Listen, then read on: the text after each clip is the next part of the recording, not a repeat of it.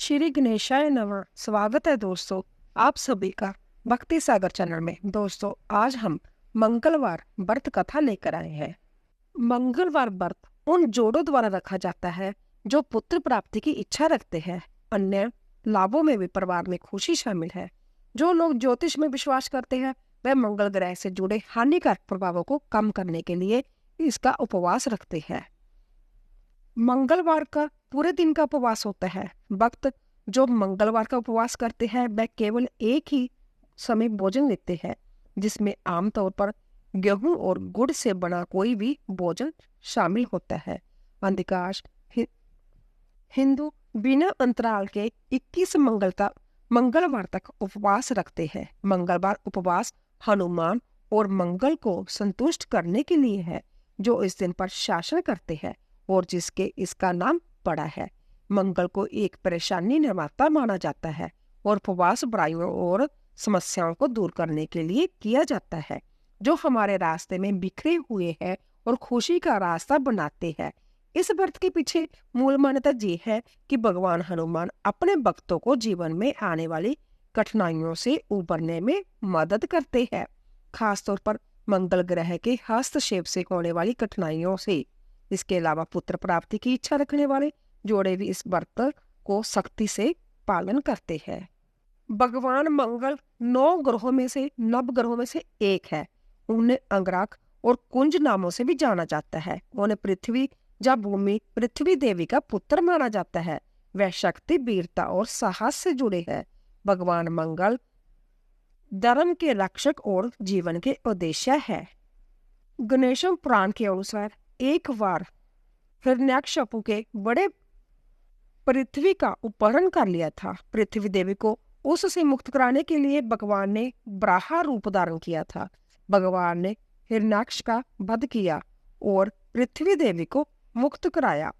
उस समय पृथ्वी देवी भगवान से बहुत प्रसन्न हुई और उन्होंने उनसे विवाह करने की इच्छा व्यक्त की।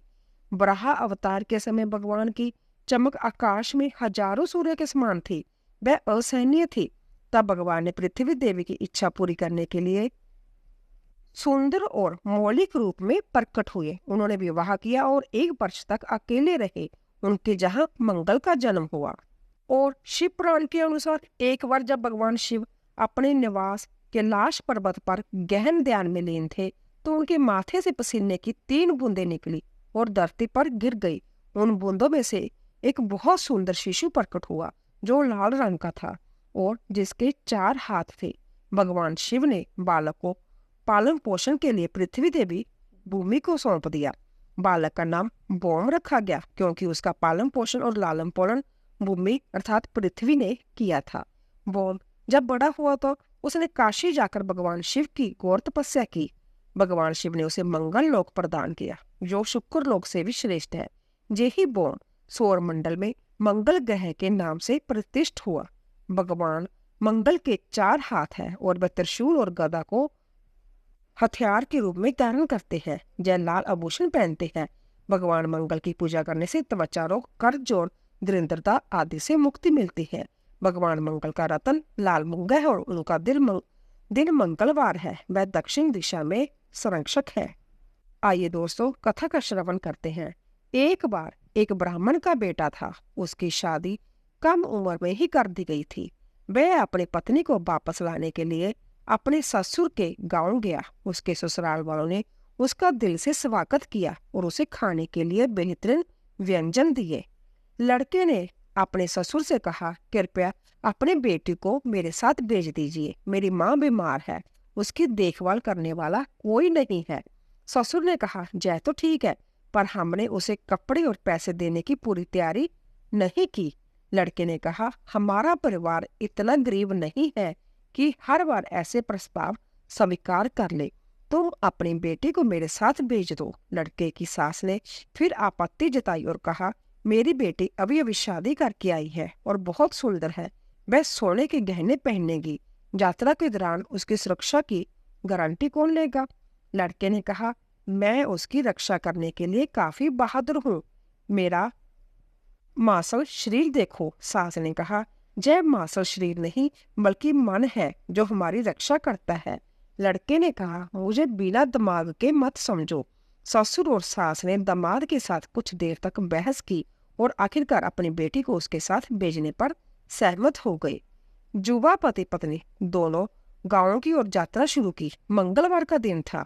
मंगलवार का दिन मंगल देवता को समर्पित है। वह इस दिन के सेनापति है। मंगल ने ब्राह्मण की सुंदर पत्नी को देखा।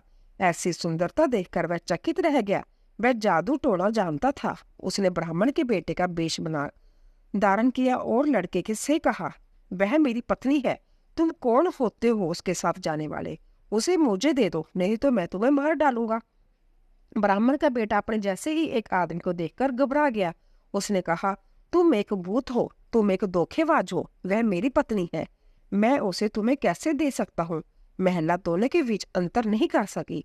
वह हैरान होकर वहीं खड़ी रही। कुछ ग्वालों ने उनके झगड़े को देखा। वह उनके पास गए और उनके झगड़े का कारण पूछा। ब्राह्मण के बेटे ने कहा कि वह मेरी पत्नी है, यह आदमी धोखेबाज है। वह झूठे वेश में मेरी पत्नी को ले जाना चाहता है। यह वह आदमी नहीं है जिसने इस महिला से विवाह किया है। मैं उसका असली पति हूँ। ब्राह्मण के बेटे की आड़ में मंगल ने कहा, वह मेरी पत्नी है और मैं उसका असली पति हूँ। ग्वाले उनके दावों से भ्रमित हो गई। एक ग्वाले ने महिला से पूछा।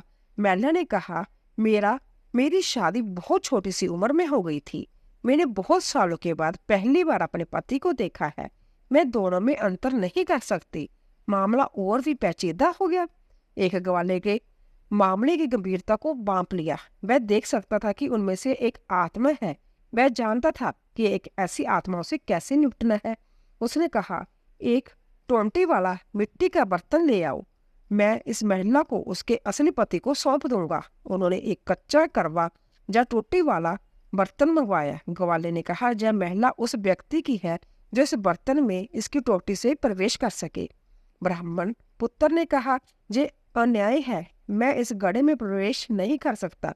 ग्वाले ने कहा, तो तुम धोखेबाज हो, तुम्हें मेरे आदेश का पालन करना पड़ेगा। ब्राह्मण पुत्र चुप रहा। वह असहाय था। मंगल ने कहा, वह मेरी पत्नी है, मैं इस गड्ढे में इसकी टोटी में प्रवेश कर सकता हूँ। चतुर ग्वाले ने कहा, यदि तुम इस गड्ढे में प्रवेश करोगे तो वह तुम्हारी पत्नी हो जाएगी। मंगल एक आत्मा के रूप में था। वह अपने शरीर को किसी भी आकार में बदलने की कला जानता था। वह टोंटी के माध्यम से बर्तन में प्रवेश कर गया। चरवाहे ने टोंटी को एक तंग कारक से बंद कर दिया। मंगल बर्तन में कैद हो गया। वह इससे बाहर नहीं आ सकता था। उसका बच पाना असंभव बनाने के लिए चरवाहे ने जमीन में एक गहरा गड्ढा खोदा और उस मिट्टी के बर्तन को उसमें डाल दिया और गड्ढे को भर दिया। ब्राह्मण का बेटा खुश था। उसने चरवाहे को उसकी बुद्धिमत्ता और ज्ञान के लिए धन्यवाद किया। उसी दिन से जब मान्यता चली आ रही है कि मंगलवार के दिन किसी को भी जमीन नहीं खोदनी चाहिए, ताकि मंगल की शैतानी आत्मा हमेशा के लिए धरती के अंदर ही रहे। दोस्तों, दूसरी कथा के अनुसार मंगलवार का दिन लोरा हनुमान को समर्पित है। भक्त दोपहर में अपना व्रत खोलने से पहले इस कथा को सुनते हैं। पहलवान इस दिन अपने शरीर को मालिश नहीं करते ताकि बाल न जड़े। कुछ पहलवान मंगलवार को आराम का दिन मानते हैं। एक बार एक बुढ़िया थी। वह मंगलवार का व्रत रखती थी। उसे हर तरह की समृद्धि प्राप्त थी। उसकी बहू उसे हर मंगलवार को 4 रोटियां देती थी। वह हनुमान मंदिर में जाती और वहां 2 रोटियां चढ़ाती। बाकी 2 रोटियां वह खुद खा लेती थी और संतुष्ट हो जाती थी। एक बार बहू ने अपने बच्चों से कहा कि वह अपनी दादी के पीछे पीछे चले और उनकी गतिविधियों पर नजर रखे। उसके पोतों ने कहा कि उनकी दादी ने भगवान हनुमान को 2 रोटियां चढ़ाई है और बाकी 2 रोटियों से अपना व्रत तोड़ा है। उन्होंने इस बात की जानकारी अपनी माँ को दी। उनकी माँ ने सोचा कि बुढ़िया 2 रोटियां बर्बाद कर रही है और इसीलिए उसने 2 रोटियां ही पकाने का फैसला किया। अगले मंगलवार को बहू ने उसे सिर्फ 2 रोटियां ही दी। बुढ़िया हनुमान मंदिर गई और 1 रोटी हनुमान को अर्पित की और बची हुई रोटी से अपना व्रत तोड़ा। उसके पोतों ने उसे देखा और अपनी माँ को बताया। उनकी माँ ने सोचा कि बुढ़िया 1 रोटी बर्बाद कर देती है और उसने उसे सिर्फ 1 रोटी देने का फैसला किया। बुढ़िया ने आने वाले मंगलवार को 1 रोटी ली और हनुमान मंदिर गई।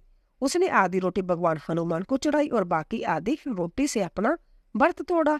उसके पोते ने जय देखा और फिर से अपनी माँ को बताया। उनकी माँ ने सोचा कि बुढ़िया अपने परिवार के खर्च पर अपना खाना बर्बाद कर रही है।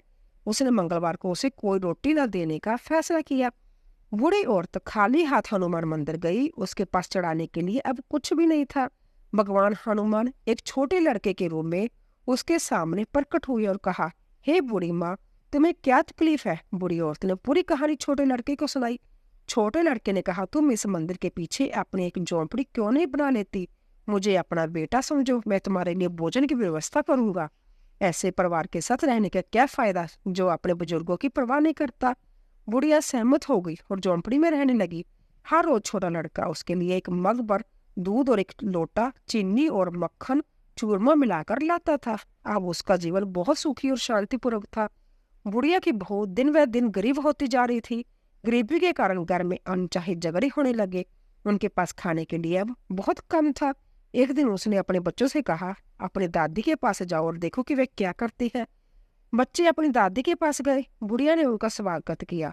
उसने उनके साथ दूध और चूरमा बांटा और उनसे रोजाना उसके पास आने को कहा।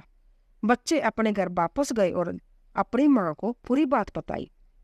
उसे जज जानकर आश्चर्य हुआ कि बुढ़िया कमजोर होने की बजाय स्वस्थ और तंदुरुस्त थी। उसे अपनी गलती का एहसास हुआ और उसने अपने पति से उसे वापस लाने के लिए कहा। उसके पति ने कहा, मैं क्यों जाऊं? हमारे दुखों के लिए तुम ही जिम्मेदार हो। तुम रोज घर में झगड़े करती हो। तुमने उसे घर से जाने पर मजबूर किया। तुम उसे कम खाने पर भी ईर्ष्या करती थी। जिस क्षण वह हमें छोड़कर गई, इस घर की खुशहाली खत्म हो गई। तुम्हें अपने बुजुर्गों और उनके अच्छे कामों का कोई सम्मान नहीं है। महिला ने कहा, चलो हम सब उसके पास चलते हैं। हम उसे मना लेंगे कि वह वापस आ जाए। उसका पति सहमत हो गया और वह बुढ़िया के पास गई। छोटा लड़का उसके साथ बैठा था और उसे खाना परोस रहा था। बुढ़िया की बहू अपने सास के पैरों पर गिर पड़ी और उसके कर्मों के लिए उसे क्षमा मांगने लगी। बुढ़िया ने छोटे लड़के से कहा, क्या मुझे उनके साथ चलना चाहिए क्योंकि उन्हें अपनी गलती का एहसास हो गया है? छोटे लड़के ने कहा, हाँ तुम जा सकती हो। अगर तुम कोई परेशानी आती है तो तुम वापस आ सकती हो। बूढ़ी अपने परिवार के पास लौट आई। वह मंगलवार का व्रत रखती थी और उसकी बहू ने कभी भी उसके भोजन का आधा हिस्सा हनुमान जी को देने पर आपत्ति नहीं जताई। उनके घर में फिर से खुशहाली आई और वह खुशहाल जीवन से जीने लगी। बोलिए पवन सुत हनुमान जी की जय। आइए दोस्तों, तीसरी कथा सुनते हैं। अवांछित संदेह, शंका या अविश्वास परिवार में दुख पैदा करता है। एक ईश्वर पर अटूट विश्वास सुख लाता है। पवित्र जीवन संदेह से परे है। एक बार एक ब्राह्मण दंपति था। वह निसंतान था, इसीलिए उनका जीवन बहुत दुखी था। ब्राह्मण भगवान हनुमान को प्रसन्न करने के लिए जंगल में गया। वह अपनी प्रार्थना में संतान की कामना करता था। उसकी पत्नी भगवान को प्रसन्न करने के लिए मंगलवार को व्रत रखती थी। वह मंगलवार को भगवान हनुमान को प्रसाद चढ़ाने के बाद ही भोजन ग्रहण करती थी। एक बार उसने पूरे दिन कोई विशेष व्रत रखा था, इसीलिए वह हनुमान को प्रसाद नहीं चढ़ा सकी। उसे इस बात का बहुत अफसोस हुआ और वह खुद को दोषी मानने लगी। उसने आने वाले मंगलवार तक व्रत रखने का फैसला किया। उसने खुद से कहा कि वह हनुमान को प्रसाद चढ़ाने के बाद ही भोजन करेगी। वह लंबे उपवास के कारण कमजोर हो गई और बेहोश भी हो गई। हनुमान को उस पर दया आ गई और वह एक बच्चे के वेश में उसके सामने प्रकट हुए। हनुमान ने कहा, मैं तुम्हें एक सुंदर पुत्र का आशीर्वाद देता हूँ। वह हमेशा दिन रात तुम्हारी सेवा करेगा। फिर वह महिला को आशीर्वाद देकर गायब हो गई। सौभाग्य से उस स्त्री को एक सुंदर पुत्र की प्राप्ति हुई। उसने उसका नाम मंगल रखा। कुछ महीनों के बाद ब्राह्मण घर लौटा। उसने देखा कि एक सुंदर बालक उसके आंगन में खेल रहा है। उससे संदेह हुआ और उसने अपनी पत्नी से पूछा, यह किसका बालक है? क्या तुमने व्यभिचार किया है? स्त्री ने विनम्रता पूर्वक कहा, मेरे प्यारे पति, मैं एक पतिव्रता स्त्री हूँ। मैं आपकी अनुपस्थिति में हनुमान जी को प्रसन्न करने के लिए मंगलवार का व्रत करती थी। उन्होंने मुझे यह बालक दिया है। कृपया मेरी बात पर विश्वास करें। ब्राह्मण चुप रहा, लेकिन उसके हृदय में हर क्षण शंकाएं उमड़ने लगी। स्त्री विवश थी। एक दिन ब्राह्मण पास के कुएं पर स्नान करने जा रहा था। स्त्री ने उनसे कहा, कृपया मंगल को भी अपने साथ ले जाइए। वह काफी बड़ा हो गया है। वह आपके स्नान के लिए जल लाएगा। वह आपकी पीठ भी सहलाएगा। ब्राह्मण ने सहमति जताते हुए लड़के को अपने साथ ले लिया। उसने सोचा कि यह अच्छा मौका है कि उसे कुएं में धकेल दिया जाए और पापी बच्चे से हमेशा के लिए छुटकारा मिल जाए। जब लड़का पानी लाने जा रहा था तो ब्राह्मण ने लड़के को कुएं में धकेल दिया और घर लौट आया। महिला को ये देखकर बहुत आश्चर्य हुआ कि ब्राह्मण के कंधे पर गीली धोती नहीं थी। उसने पूछा, क्या तुमने स्नान कर लिया? ब्राह्मण ने कहा, हाँ। महिला ने कहा, कृपया मुझे अपनी गीली धोती दे दो ताकि मैं उसे दागे पर फैला सकूं। ब्राह्मण असमझ में पड़ गया। उसने ग्लानि हो रही थी। वह कुछ शब्द बुदबुदाया और घर से बाहर निकलने की कोशिश की। पत्नी ने कहा, मेरा मंगल कहाँ है? मेरा मंगल कहाँ है? हे मंगल, अगर मैं एक सती हूँ और तुम मेरे सच्चे बेटे हो तो मेरी आंखों के सामने प्रकट हो जाओ। पत्नी और पति दोनों को बहुत आश्चर्य हुआ जब मंगल द्वार पर प्रकट हुआ।